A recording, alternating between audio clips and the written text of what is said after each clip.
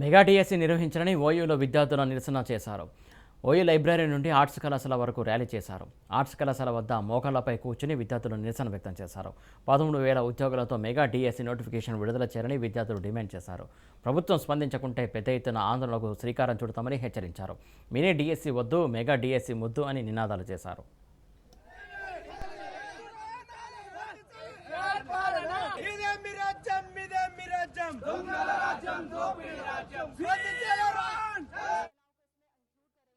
DSC అభ్యర్థులకు 13,500 పోస్టులు అసెంబ్లీలో మీరు మీ నోటి వాక్కుతో ప్రకటించారు. కానీ 5,000 మాత్రమే వేశారు.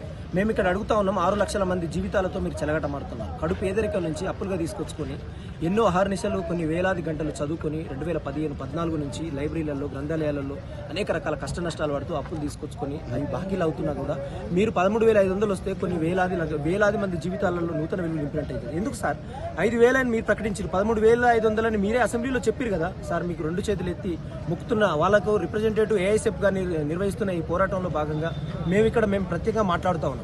ఈ పోరాటం ఇంకా ముందుకే పోతుంది. స్పందించండి. మీ ఇంట్లో 5 ఉద్యోగాలు ఉన్నాయి కదా సార్. మీరు టీఆర్ఎస్ నుంచి బీఆర్ఎస్ అన్నారు కదా. ఈ దేశాన్ని ఉద్ధరించే క్రమంలో ఈ రాష్ట్రంలో ఉన్న ప్రజల సమస్యలు చూడండి సార్. డిఎస్సి అభ్యర్థుల సమస్యలు చూడండి.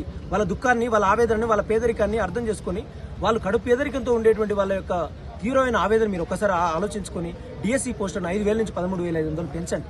లేని పక్షంలో మీ ప్రభుత్వం మెడలోంచైనా మేము సాధిస్తాం. ప్రియమైన ప్రతిపక్ష పార్టీ ద్వారా మేము విజ్ఞప్తి చేస్తా ఉన్నాము.